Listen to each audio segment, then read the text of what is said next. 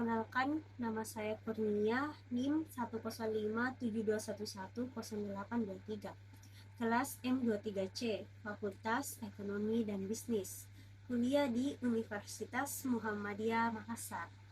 Pada kesempatan kali ini, saya akan menjelaskan materi-materi mata kuliah studi kelayakan bisnis. Materi yang pertama tentang perspektif kelayakan bisnis. Apa sih perspektif kelayakan bisnis? Nah, perspektif kelayakan bisnis adalah sudut pandang untuk menilai apakah suatu usaha layak dijalankan atau tidak, dilihat dari berbagai aspek seperti pasar, teknis, keuangan, hukum, dan manajemen. Nah, pengertian bisnis. Bisnis itu adalah suatu kegiatan atau usaha yang dilakukan suatu individu atau organisasi untuk menghasilkan dan menjual barang atau jasa dengan tujuan utama untuk memperoleh keuntungan laba. Ada beberapa tahapan studi kelayakan bisnis. Yang pertama, penemuan ide. Nah, di sini kita mencari atau menentukan dulu gagasan bisnis apa yang harus dikembangkan. Yang kedua, tahap penelitian. Dalam tahap ini, kita mengumpulkan data dan informasi dulu untuk menilai ide bisnis dari berbagai aspek. Yang ketiga, tahap evaluasi. Kita menilai hasil penelitian untuk menentukan apakah ide ini layak atau tidak. Terus yang keempat, tahap pengurutan. Di sini kita pilih ide-ide bisnis yang paling layak untuk dijalankan dan dikembangkan. Yang kelima, tahap rencana atau pelaksanaan, yaitu menyusun rencana untuk menjalankan rencana yang sudah ditentukan. Yang keenam, tahap pelaksanaan, melaksanakan rencana yang telah disusun. Nah, ada beberapa aspek yang diperlukan dalam studi kelayakan bisnis ini. Yang pertama, aspek hukum. Yang kedua, aspek lingkungan. Yang ketiga, aspek pasar dan pemasaran. Yang keempat, aspek teknis dan teknologi. Yang kelima, aspek manajemen dan sumber daya manusia. Yang keenam, aspek keuangan. Ada beberapa pihak yang memerlukan studi kelayakan bisnis ini. Yang pertama itu ada investor, yang kedua kreditor, yang ketiga pihak manajemen perusahaan, dan yang terakhir pemerintah dan masyarakat. Selanjutnya yaitu apa sih pengertian studi kelayakan bisnis? Nah, pengertiannya adalah analisis menyeluruh untuk menilai apakah suatu bisnis layak untuk dijalankan. Tujuannya agar dapat berjalan dengan sukses dan meminimalkan risiko kegagalan. Tujuannya yang pertama, mengurangi risiko investasi dan operasional. Yang kedua, meningkatkan peluang keberhasilan bisnis. Yang ketiga, mendapatkan dukungan dari investor atau lembaga keuangan. Terus apa perbedaan dengan perencanaan bisnis? Studi kelayakan bisnis bersifat investigatif dan menilai beberapa alternatif.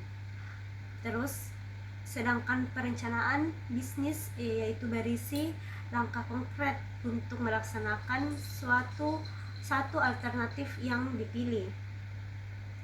Ada manfaat dari studi kelayakan bisnis ini ya. Yang pertama itu menentukan arah dan fokus investasi. Yang kedua, menyediakan informasi bagi pengambilan keputusan. Yang ketiga, menarik minat investor dan memperbesar peluang sukses. Apa sih kesalahan dari studi kelayakan bisnis? Nah, yang pertama itu ada data tidak lengkap atau tidak valid. Yang kedua, perhitungan salah. Yang ketiga, pelaksanaan tidak sesuai rencana.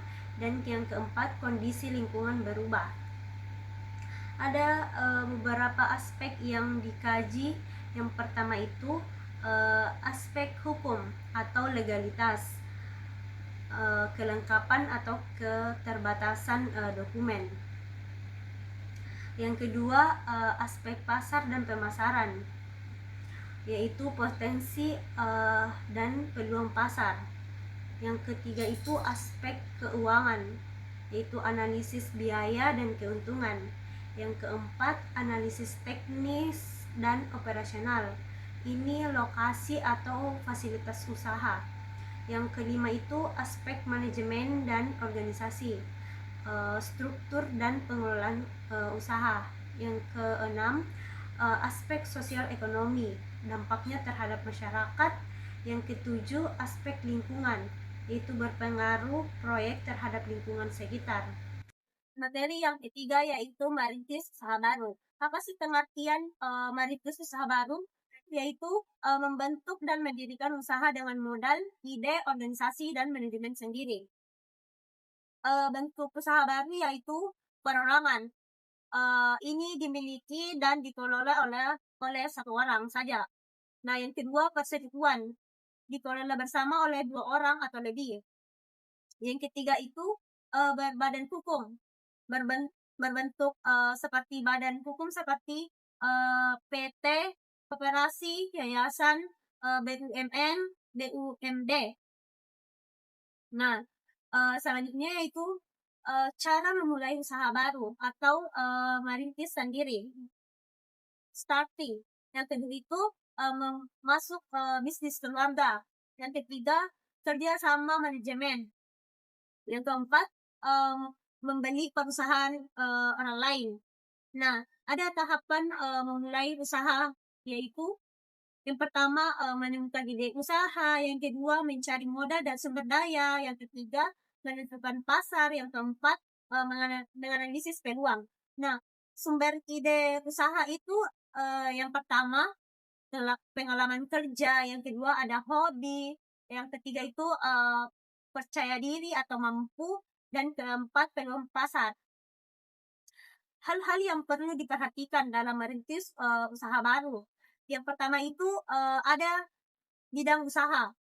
Contohnya seperti pertanian, perdagangan, jasa, industri, dan wisata. Nah, yang kedua itu bentuk kepemilikan. Ya, contohnya seperti perorangan, persekutuan, firma, dan perseroan. Yang ketiga, tempat usaha. Pilih yang strategis dan efisien, membangun sewa dan kerjasama. Yang keempat, organisasi usaha. Ini disesuaikan dengan skala usaha, makin besar atau makin kompleks. Yang kelima, lingkungan usaha, meliputi seperti faktor ekonomi, faktor mikro dan makro. Materi yang keempat yaitu membeli perusahaan atau franchise. Nah, ini adalah hak untuk menggunakan merek atau sistem dan produk dari perusahaan tertentu dengan membayar biaya lisensi. Jenis franchise itu yang pertama ada di luar negeri, lebih dikenal itu dengan sistemnya yang jelas. Yang kedua dalam negeri, nah lebih mudah diakses oleh pengusaha lokal. Bentuk franchise yaitu meliputi produk franchise, manufacturing franchise, business opportunity venture, dan bisnis format franchise.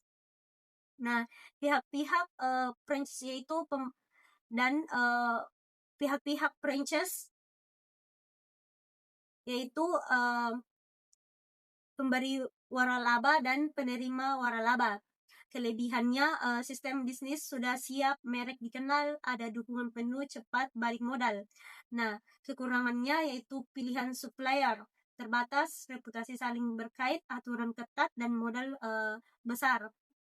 Cara mengurangi risikonya itu melakukan evaluasi diri dan penelitian terhadap franchise tersebut dimulai. Materi yang kelima, memahami aspek-aspek manajemen. Manajemen adalah proses kerja sama untuk mencapai tujuan organisasi secara efisien dan efektif melalui fungsi POAC. Nah, yang pertama, perencanaan, yaitu menetapkan tujuan dan langkah-langkah untuk mencapainya. Yang kedua, pengorganisasian, yaitu mengatur tugas, wewenang, dan tanggung jawab. Yang ketiga, pelaksanaan, yaitu menggerakkan bawahan melalui kepemimpinan dan motivasi. Yang keempat, pengawasan, yaitu menilai pelaksanaan agar sesuai rencana dan memperbaiki kesimpangan. Nah, selanjutnya yaitu terdapat 3 tingkatan manajemen puncak.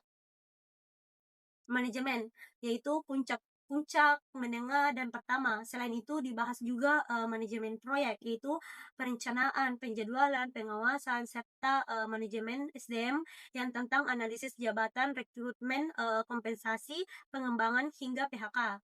Baik, terima kasih. Itu saja penjelasan dari saya. Kurang dan lebihnya mohon dimaafkan. Assalamualaikum warahmatullahi wabarakatuh.